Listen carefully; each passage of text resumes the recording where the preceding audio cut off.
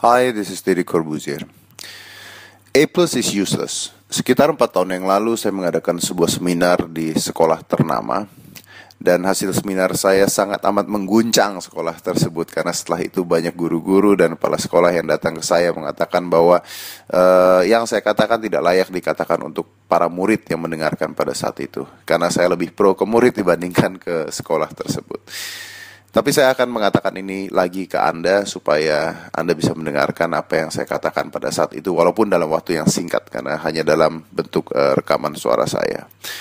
Pertama, saya ingin mengatakan dulu bahwa sekolah itu penting. Oke? Jadi bukan mengatakan bahwa Anda tidak harus sekolah, jangan sampai ke sana larinya. Tapi saya ingin mengatakan bahwa walaupun sekolah itu penting, banyak hal yang salah di dalam sekolah, terutama di Indonesia. Mengapa? Begini saja. Anda pasti tahu bahwa banyak sekali anak-anak yang jelek nilai sekolahnya atau tidak baik di sekolah, tapi besarnya bisa sukses. Sedangkan anak-anak yang sukses di sekolah, saya tidak mengatakan mereka tidak bisa sukses, tapi banyak sekali yang akhirnya kerja menjadi pegawai biasa. Kenapa hal itu bisa terjadi? Karena masa depan tidak ditentukan oleh sekolah. Kalau Anda lihat bahwa apa sih yang ingin dibentuk oleh sekolah? Menurut saya hanya satu. Sekolah ingin membentuk anak-anaknya untuk menjadi guru. Ya. Jadi guru matematika ingin membuat anak-anaknya menjadi guru matematika. Guru sejarah ingin membuat anak-anak yang belajar menjadi guru sejarah. Begitu juga dengan guru-guru lainnya. Anehnya, kalau kita ambil seorang guru, ambil saja guru matematika, lalu kita berikan dia tes tentang geografi, saya berani yakin bahwa guru matematika tersebut tidak bisa menguasai geografi. Atau guru kimia, kita tes seni rupa, saya yakin guru kimia tersebut tidak bisa melakukan tes seni rupa atau nilainya jelek. Atau guru seni rupa, kita tes olahraga, pasti dia juga tidak bisa olahraga dengan nilai baik. Lalu mengapa kalau guru-guru tersebut tidak bisa melakukan hal yang lain dengan baik, tapi murid-muridnya dipaksakan untuk mendapatkan semua nilainya baik? Aneh kan? Kalau gurunya saja hanya menguasai satu mata pelajaran, mengapa semua murid harus menguasai semua mata pelajaran? Ya, mungkin untuk dasar katanya. Tapi toh ternyata ketika sudah dewasa, sang guru pun sadar bahwa dia tidak menggunakan atau tidak memerlukan semua ilmu pelajaran yang diberikan pada saat dia kecil. Ya tidak. Karena pada dasarnya tidak ada manusia yang bisa sempurna di dalam segala hal. Begitu juga dengan murid-murid. Murid-murid tidak akan bisa menguasai semua hal secara baik. Dan banyak sekali pelajaran-pelajaran yang diberikan dan tidak akan digunakan ketika Anda dewasa. Contohnya begini saja, mempelajari peta buta. Saya sampai sekarang tidak tahu mengapa saya harus mempelajari peta buta ketika saya kecil. Saya tidak menjadi ahli geografi. Saya tidak menjadi tour guide. Saya tidak menjadi itu. Lalu buat apa saya dulu belajar itu? Kalau saya ingin menjadi seorang tour guide atau saya ingin menjadi seorang ahli geografi, mungkin saya harus mempelajari hal tersebut. Atau menghafalkan nama-nama gubernur, menghafalkan nama-nama wali kota. Sedangkan wali kota atau gubernur berganti setiap berapa tahun sekali. Jadi sangat amat tidak masuk akal menurut saya. Saya tidak tahu pelajaran sekarang masih atau tidak menghafalkan nama-nama tersebut. Dulu pada saat saya masih sekolah di SMP atau SMA saya lupa, guru akuntan saya mengatakan pada saya, karena nilai akuntan saya jelek, kalau nilai akuntansi kamu jelek, Dad, kamu tidak akan bisa menjadi orang sukses. Oh ya, ternyata saya bisa sukses dan saya bisa membayar seorang akuntan untuk bekerja pada saya. Itu adalah fakta. Sekarang begini sajalah. Apa sih yang harus dirubah? Sekolahnya? Mungkin sistemnya. Mengapa tidak sejak kecil ketika anak masuk dari sekolah SD, kita lihat dulu berapa lama, apa yang dia suka, lalu kita bagi kelasnya. Kalau anak ini memang suka matematika, berikan dia pelajaran matematika lebih banyak.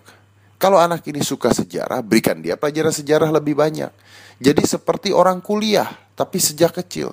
Jadi sejak kecil anak ini sudah dijuruskan ke pelajaran yang dia suka. Bukan dijejalkan dengan semua pelajaran yang dia suka atau tidak suka, harus bisa, harus hafal. Ada anak-anak dengan ranking 1 yang bisa menghafalkan semuanya. Tapi begitu dia menjadi dewasa, pikirannya telah terkotaki, kreativitasnya telah buntu, otak kanannya tidak akan jalan. Kenapa? Karena yang dipakai hanya otak kiri, menghafal. Jadi akhirnya bukan pintar, bukan cerdik, tapi jago menghafal. Menghafal rumus matematika, menghafal sejarah, menghafal peta buta, dan sebagainya. Dan biasanya anak-anak seperti itu pelajaran olahraganya atau pelajaran seni rupanya pasti jelek, karena otak kanannya tidak akan dipakai. Anak saya sekolah di sekolah internasional, dan sejak kecil, sejak SD, anak saya sudah diarahkan ke pelajaran mana yang dia lebih suka dan kelasnya lebih banyak. Jadi kelasnya banyak dan anak ini yang datang ke kelas, bukan guru yang ke kelas untuk mengajar anaknya. Lalu bagaimana merubah itu semua? Memang susah karena sekolah pasti tidak akan ingin merubah, butuh tahunan untuk merubah itu. Saya harap satu saat bisa. Tapi sebelum itu bisa, apabila yang mendengarkan suara saya ini adalah orang tua, dengarkan saya baik-baik. Apabila yang mendengarkan suara saya ini adalah anak-anak, minta orang tua Anda mendengarkan suara saya. Sebentar saja.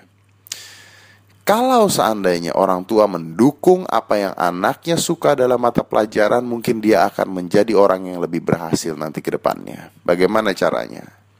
Begini, pelajaran matematika merah, pelajaran seni rupa bagus. Kenapa yang harus dilesin di rumah adalah pelajaran matematika? Kenapa memanggil guru matematika untuk memberikan les tambahan matematika? Tidak perlu kan? Kenapa tidak dilesin sesuatu yang memang anak itu suka? Kalau anak saya matematikanya jelek, seni rupanya bagus, saya akan lesin dia seni rupa. Supaya bakatnya dikembangkan sejak kecil. Bukan memaksakan hal yang memang dia tidak suka. Kalau seni rupanya jelek, sejarahnya bagus, biarkan seni rupanya jelek. Pelajaran sejarahnya dibantu oleh orang tuanya di rumah, dikembangkan. Memang ada pelajaran-pelajaran yang kalau jelek atau merah Anda tidak naik kelas. Ya, kalau pelajaran seperti itu dibantu supaya dapat nilai secukupnya. Tidak perlu 9, tidak perlu 10. Ingat, nilai pelajaran Anda tidak menentukan masa depan Anda. Nilai UAS Anda tidak menentukan masa depan Anda. Anda ranking 1 di sekolah bukan berarti Anda berhasil menjadi seorang manusia kelak ketika Anda dewasa. Sama sekali tidak berhubungan. Menurut saya. Kuncinya adalah orang tua di sini. Orang tua harus mendukung apa yang anak suka. Kalau ada pelajaran yang jelek, ada pelajaran yang baik, dukung pelajaran yang baik. Jangan memaksakan anaknya untuk mempelajari pelajaran yang jelek sampai dia bagus, sampai dia nilainya 9 atau 10. Tidak penting. Tidak perlu takut untuk mendapatkan nilai jelek. Tidak perlu takut untuk tidak naik kelas. Tidak naik kelas bukan berarti masa depan Anda hancur. Ada loh anak yang sampai bunuh diri karena dia tidak naik kelas. Itu yang hancur masa depannya. Saya pernah tidak naik kelas. Masalah? Tidak sama sekali. Orang tua saya marah pada saya? Tidak sama sekali pada saat itu. Kebetulan orang tua saya mungkin berpikiran luar biasa dan moderat. Dan tidak semua orang tua bisa seperti itu. Tapi itu yang saya harapkan dari orang tua sekarang yang ada di Indonesia. Memberikan dukungan pada anak-anaknya. Tidak memarahi ketika dia pelajarannya jelek. Tidak menghakimi ketika tidak semua pelajaran anak itu bisa menjadi baik. Kita harus mengerti dan mendukung apa yang anak itu suka.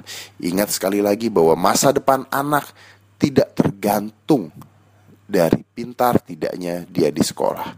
Masa depan anak tidak tergantung dari dia naik kelas atau tidak naik kelas. Masa depan Anda juga tidak tergantung dari nilai rapot Anda. Masa depan Anda sebenarnya tergantung dari cara Anda bersosialisasi dan menambah pengetahuan setiap harinya yang bisa didapat dari mana-mana, dari internet, dari buku, dari majalah, dari cerita, dari pengalaman orang yang Anda suka. Saya punya teman yang kecilnya pelajarannya jelek karena dia suka main game, dan sekarang dia memiliki sebuah toko game terbesar di Indonesia. Kaya raya. Masa depan Anda tidak tergantung dari nilai sekolah Anda. Masa depan Anda ada di tangan Anda. Jangan takut untuk mendapatkan merah di sekolah. Kadang-kadang Merah artinya sukses untuk masa depan. Saya Deddy Corbuzier.